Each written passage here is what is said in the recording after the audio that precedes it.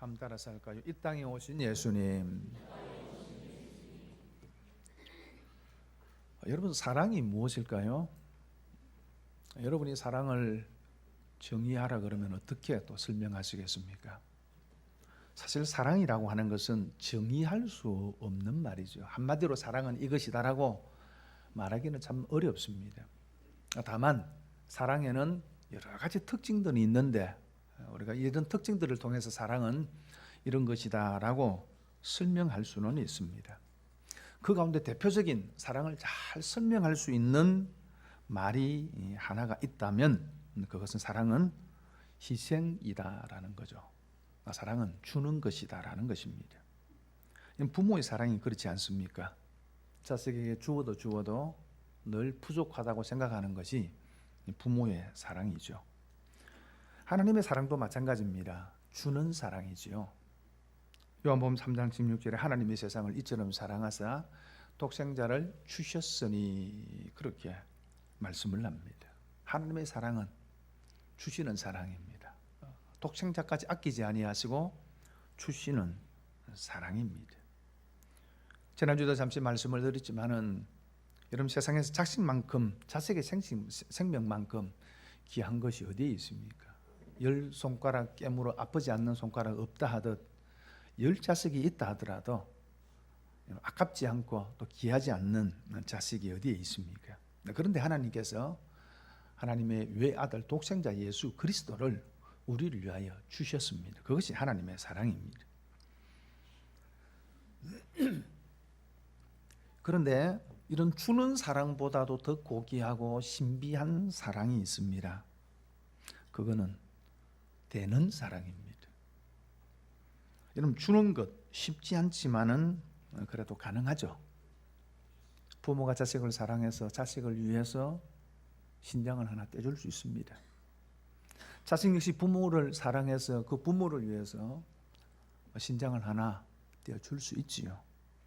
그러나 그렇게 되는 것은 참 쉽지 않습니다.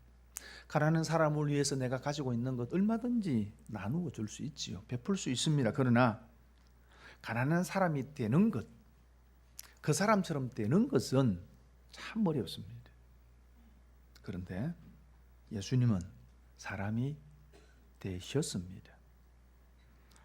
빌립보서 2장 6절과 7절에 보니까 그는 하나님의 본체시나 하나님과 동등될 것을 취할 것으로 여기지 아니하시고 오히려 자기를 비워 종의 형체를 가지사 사람들과 같이 되셨고 그렇게 말씀을 합니다. 예수님은 사람이 되셨습니다. 육체를 가지고 이 땅에 오셨습니다. 온 세상을 만드신, 사람을 흙으로 만드신 그 영광의 하나님께서 육체를 가지시고 이 땅에 오셨습니다. 여러분, 인간을 만들 때에 흙으로 만들었습니다. 인간의 육체는 흙으로 지음바 되어졌지요.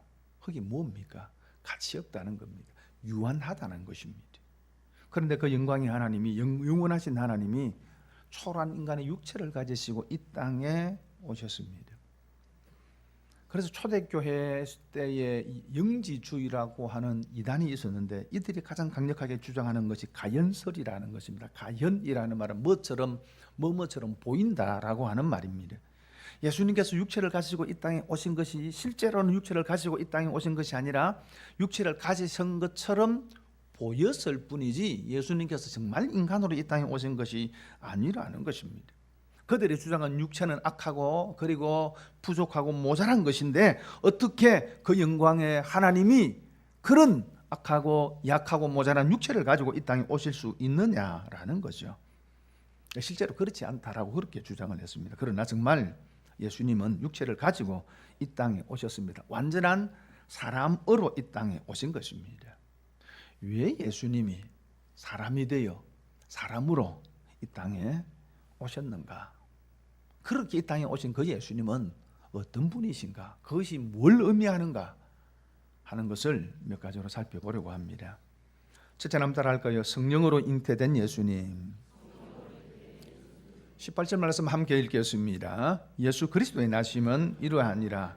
그의 어머니 마리아가 요셉과 약혼하고 동거하기 전에 성령으로 잉태된 것이 나타났더니 그렇게 말씀을 합니다. 그의 어머니 마리아가 요셉과 약혼하고 그렇게 말씀을 합니다. 약혼. 뭐 요즘 결혼하기 전에 약혼을 하는 분들이 그렇게 많지 않죠. 혹약혼을 한다 하더라도 앞으로 결혼을 하겠다라고 하는 서로의 확인 정도로 약혼식을 하는 경우는 있습니다만은, 그러나 이스라엘의 약혼은 법적인 효력을 갖습니다. 약혼을 하면 결혼식을 하지 않더라도 법적으로는 부부 관계가 됩니다. 그리고 결혼식을 가짐을 통해서 완전한 부부가 되는 겁니다.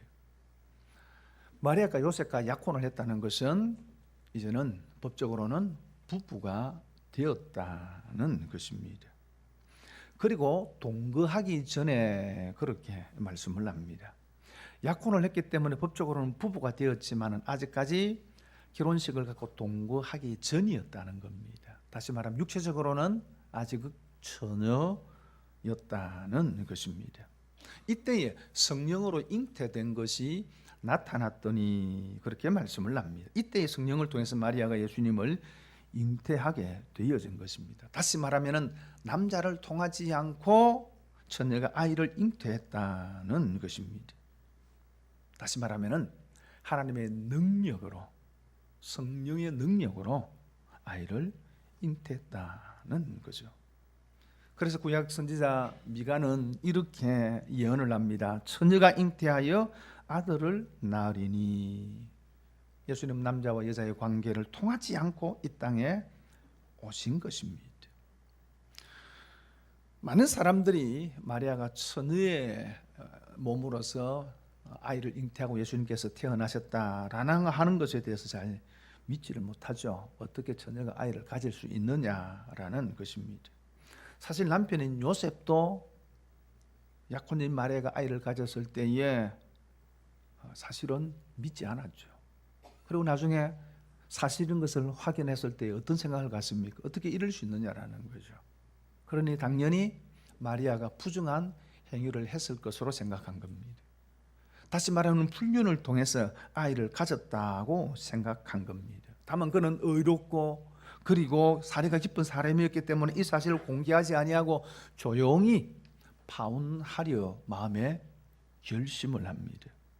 이때 하나님께서 하나님의 사자를 보내어 요셉에게 모든 상황들을 설명을 하십니다. 그래서 20절에 보니까 이를 생각할 때에 주의 사자가 현몽하여 이르되 다윗의 자손 요셉아 내 아내 마리아 데려오기를 두려워하지 말라. 그에게 잉태된 자는 성령으로 된 것이라. 그렇게 말씀을 합니다. 처녀가 남자를 알지 못하는 처녀가 아이를 갖는다는 것은 불가능하죠. 그러나 하나님이 하시면 되는 줄 믿습니다. 하나님의 성령이 마리아를 덮을 때 그런 일들이 일어나는 것입니다. 여러분, 하나님이 역사하시면 처녀가 아이를 가질 수 있고, 하나님이 역사하시면은 90세 된 할머니가 아이를 갖는 것이 충분히 가능한 줄 믿습니다. 여러분, 이런 놀라우신 하나님의 능력이 여러분의 삶에도 나타나기를 바랍니다. 그렇다고 해서 여러분들이 아를 가지려고 그런 생각은 갖지 마십시오. 하나님이 하시면은 어떤 인간이 불가능하다고 생각하는 기적도 하나님에 의해서 가능한 줄 믿습니다.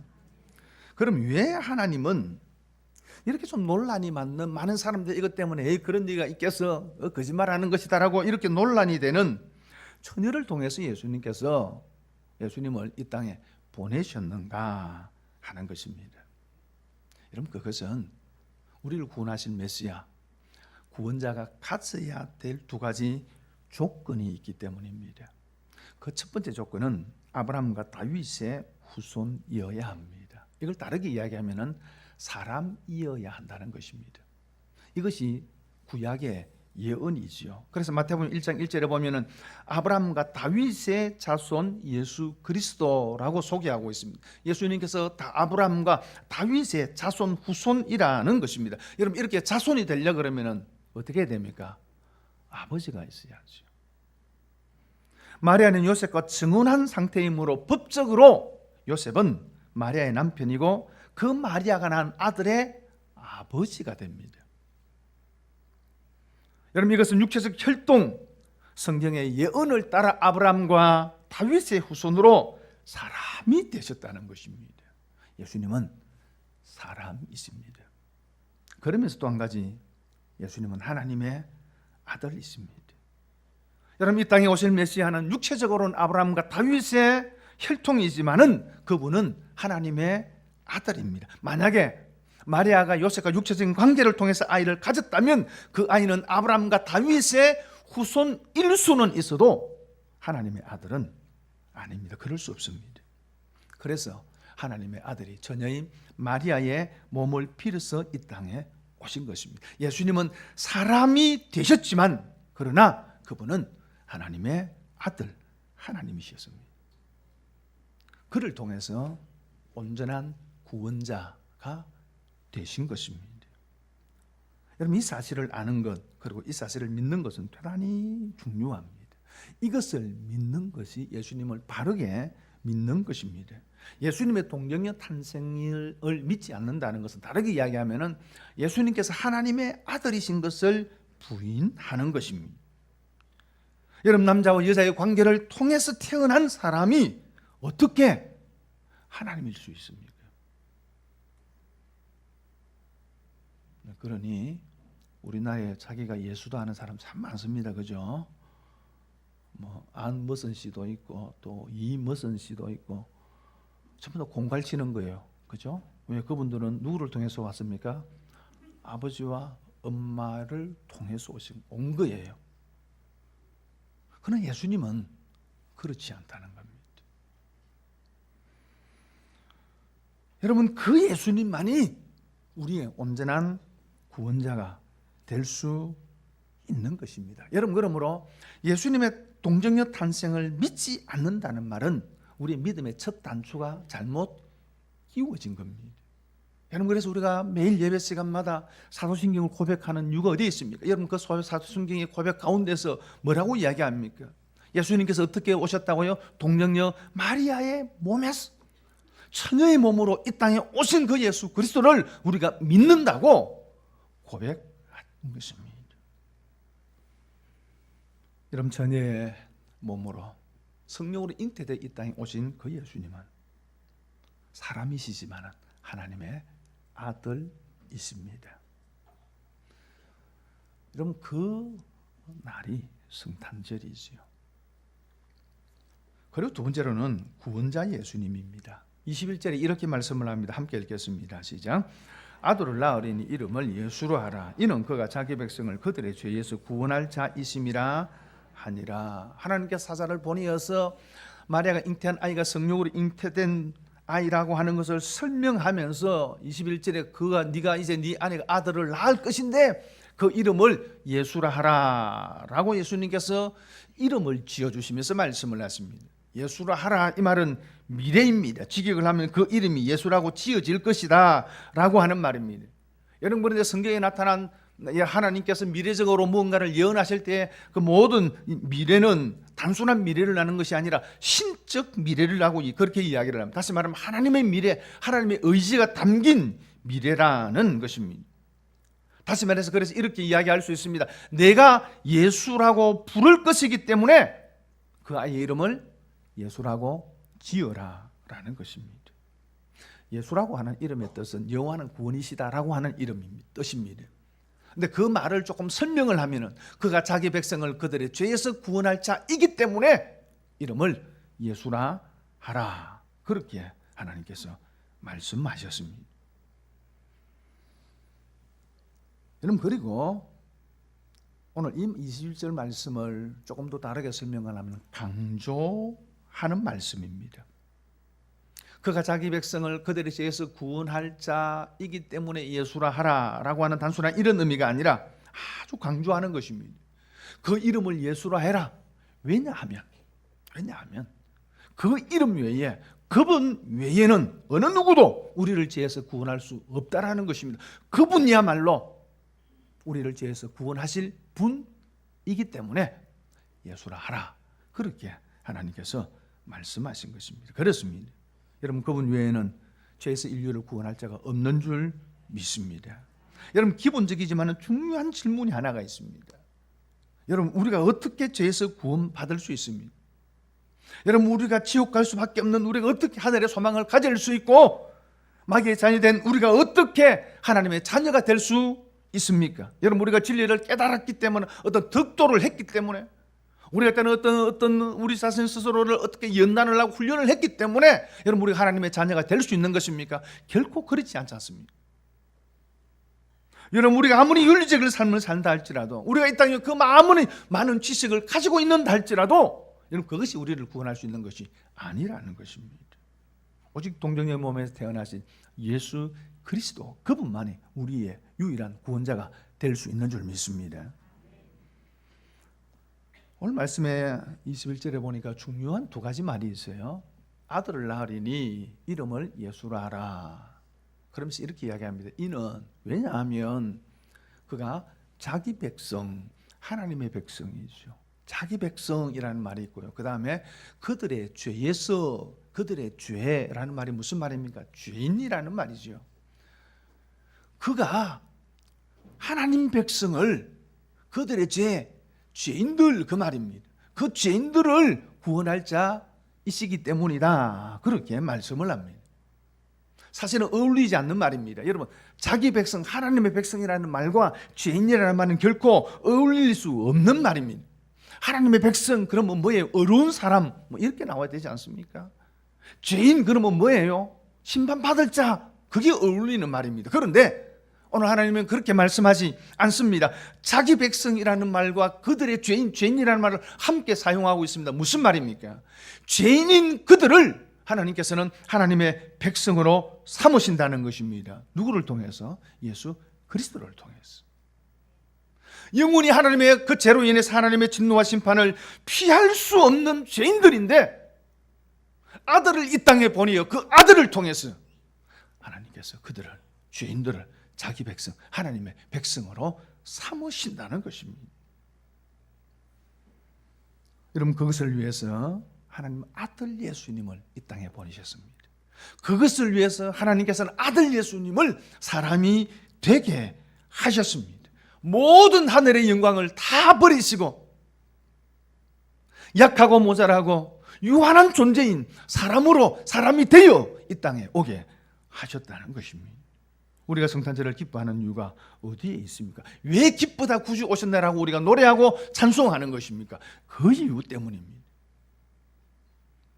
그 영광의 하나님께서 죄인은 우리를 구원하시기 위해서 이 땅에 오셨기 때문에 우리가 그날을 기뻐하고 감사하는 것입니다. 그러면서 세 번째로 오늘 예수님이 또 한 가지 더 말씀하고 있는 것이 따라서 할까요? 임마누엘 예수님. 23절에 보라, 처녀가 잉태하여 아들을 낳을 것이요 그의 이름은 임마누엘이라 하라 하셨으니 이를 번역하자 하나님이 우리와 함께 계시다 함이라. 하나님께서 이사야의 선지자의 예언을 통해서 이미 예수님 오시기 700년 전에 그렇게 예언하게 하셨습니다. 임마누엘, 이 말은 임마누, 우리와 함께, 엘, 하나님이라는 뜻입니다. 다시 말하면 하나님이 우리와 함께 계시다는 말이 임마누엘이라고 하는 말입니다. 이 땅에 오신 예수님께서 가지시는 또 한 가지 이름이 있는데 임마누엘이라는 것입니다. 앞에서 말씀드린 대로 예수님은 우리를 죄에서 구원하실 구원자 되신 예수님이십니다.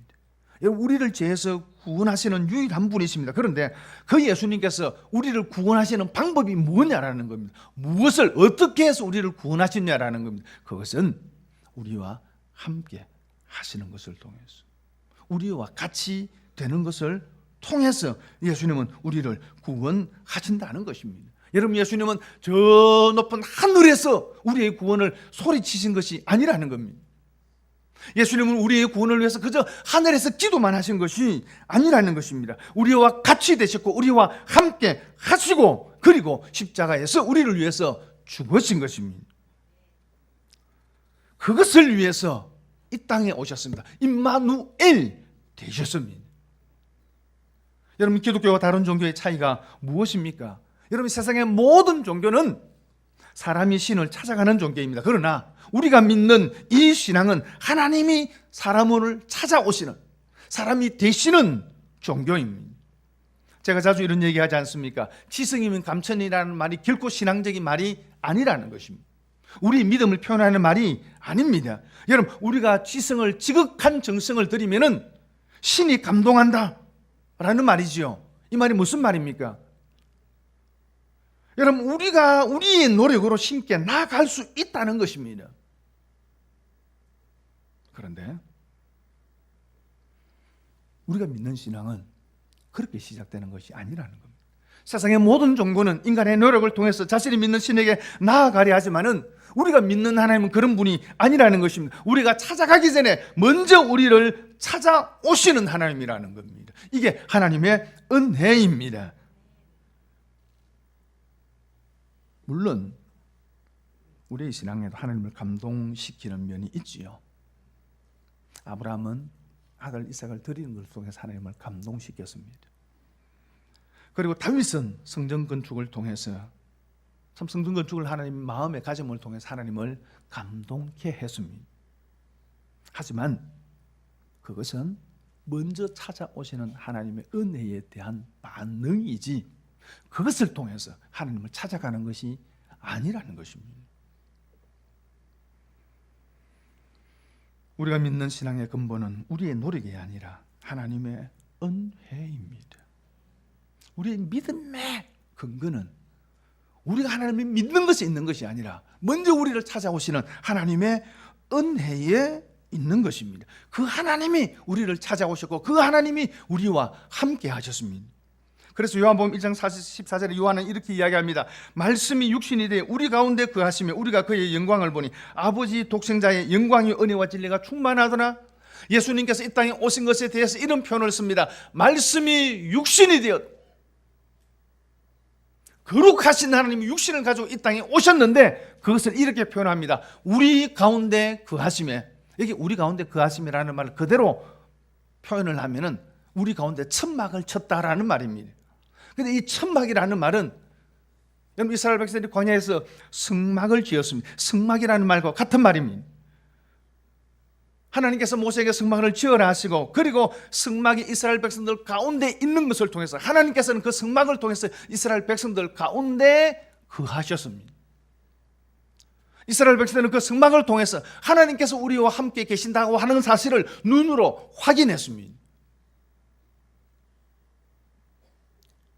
그처럼 구약시대는 성막을 통해서 하나님께서 이스라엘 백성들 가운데 거하셨던 그 하나님께서 이제 신약시대에는 하나님이 그 하나님의 아들 되신 예수 그리스도께서 육신이라고 하는 장막을 취하셔서 이 땅 가운데 오시고 우리와 함께 하셨다는 것입니다.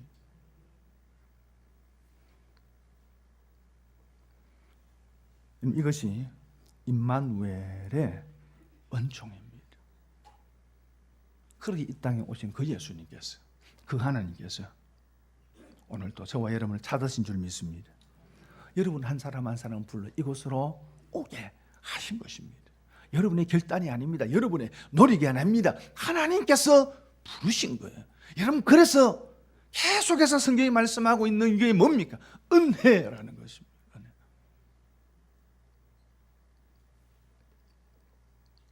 프랜시스 탐슨이라는 분이 있습니다. 그는 의사의 아들로 태어났습니다. 그래서 아버지는 그를 일찍이 성공의 신부로 만들려고 신학교 입학을 시켰습니다. 그래서 중간에 공부를 그만둬 버렸어요. 그러자 교육률이 높았더니 아버지는 다시 그를 설득을 해서 의대를 지원을 하게 합니다. 의사로 만들기 위해서입니다. 그런데 그것도 중단해 버렸습니다. 그러다가 결국 그는 런던 시내 한가운데 노숙자가 되어버립니다. 거기서 만약을 하고 성냥과 신문을 팔면서 하루하루 살아가는 밑바닥의 삶을 살게 되어집니다. 그러나 그가 이런 생활을 하면서도 늘 한편에는 고민들이 있었습니다. 그래서 자신이 고민하는 것들을 순간순간 시로 쓰기 시작을 했는데 우연히 그의 재능을 알프레드 메이데이라고 하는 한 출판사 사장이 발견을 하게 되어지고 그를 돕게 되어집니다. 병원에 데려가서 마약을 끊게 하고 용락하고 품어주고 정상적인 삶을 살아가도록 그렇게 길을 인도합니다. 그리고 마침내 그는 지난날의 모든 삶을 청산하고 한 사람의 문학가로서의 삶을 살게 되어집니다. 그가 훗날 자신의 시집을 내게 되어지는데 그가 그의 시집의 제목을 이렇게 붙였습니다. 천국의 추적. 한국말로 좀 부드럽게 표현해서 이렇지요. 원문의 뜻은, 원제목은 천국의 사냥개. 천국의 사냥개. 무슨 말입니까? 하나님이 사냥꾼과 같고 하나님은 사냥개와 같은 분이라는 겁니다. 동물을 쫓아갈 때 집요하게 끈질기게 그 동물을 잡을 때까지 쫓아가는 사냥꾼, 사냥개처럼 하나님 그런 추적자이시다라는 거예요. 그가 왜 시의 제목을 이런 사냥꾼, 사냥개로 하나님을 묘사했을까요? 그가 새 사람이 되어 어느 날 자신의 지나온 삶을 돌아보게 되어집니다. 그런데 자신의 그런 지나오는 삶을 자신이 그렇게 변화되고 새롭게 되어지는 그 삶의 가장 중심에 예수 그리스도께서 계셨던 것입니다. 하나님이 거기에 계셔서 그를 새롭게 하고 그를 부르시고 그를 변화시켰던 것입니다. 다시 말하면 하나님의 은혜가 자신을 그렇게 변화시킨 것을 그가 발견하게 되어집니다. 그래서 그 하나님의 끈질긴 사랑이 오늘 나를 만들었다라고 해서 천국의 추적, 천국의 사냥개 그렇게 붙였던 겁니다. 20세기 최고의 신학자로 일컬어지는 존 스토트라고 하시는 목사님이시고 신학자가 계십니다. 그분이 나는 왜 그리스도인이 되었는가? 라는 질문을 그가 이렇게 대답을 했습니다. 제가 그리스도인이 된 이유는 궁극적으로 제 부모나 스스로의 역량도 아니고 그리스도에 대한 저 자신의 결단 때문도 아니며 바로 천국의 사냥개 때문입니다. 즉 제가 원하는 길로 가고도 도망할 때조차도 끈질기게 저를 찾아오신 예수 그리스도 그분 때문인 것입니다. 그리고 천국의 사냥개이신 그분이 은혜롭게도 저를 추적하지 아니하셨다면 오늘 저는 헛되고 버림받는 인생의 쓰레기 더미 위에 놓여 있었을 것입니다.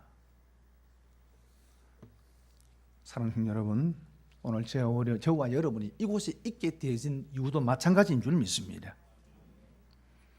여러분 성령으로 잉태되어 이 땅에 오신 예수님, 여러분 그 예수님 우리의 죄에서 우리를 구원하기 위해서 이 땅에 오신 하나님이십니다. 우리가 그 예수님을 만나는 방법이 우리의 고행이나 이 땅의 어떤 지식을 통해서 만날 수 있는 것이 아닙니다. 그분이 우리의 인생에 먼저 오셨기 때문에 그분이 먼저 우리 인생을 추적하시고 포기하지 않는 인생으로 그 사랑으로 오늘 우리를 끈질기게 추적하셔서 우리를 부르셨기 때문에 오늘 저와 여러분이 여기에 있는 줄 믿습니다. 그 예수님이 그 하나님이 사람이 되어 이 땅에 오셨습니다. 말씀을 정리합니다. 예수님은 처녀의 몸에서 태어나셨습니다. 그러기에 인간이시면서도 하나님의 아들이십니다. 하나님이십니다. 그 예수님께서 그 예수님만이 우리를 죄에서 구원하여 하나님의 백성 되게 하실 수 있는 분이십니다. 그것을 위해서 이 땅에 사람이 되어 오셨고 임마누엘의 하나님이 되셨고 그 하나님께서 오늘도 저와 여러분의 인생에 찾아오신 줄 믿습니다. 성탄은 그 예수님을 기뻐하는 겁니다. 성탄은 그 하나님을 찬양하는 것입니다. 이 성탄의 절기에 그 예수님을 찬양하고 그 하나님을 높이는 저와 여러분들 될 수 있기를 바랍니다.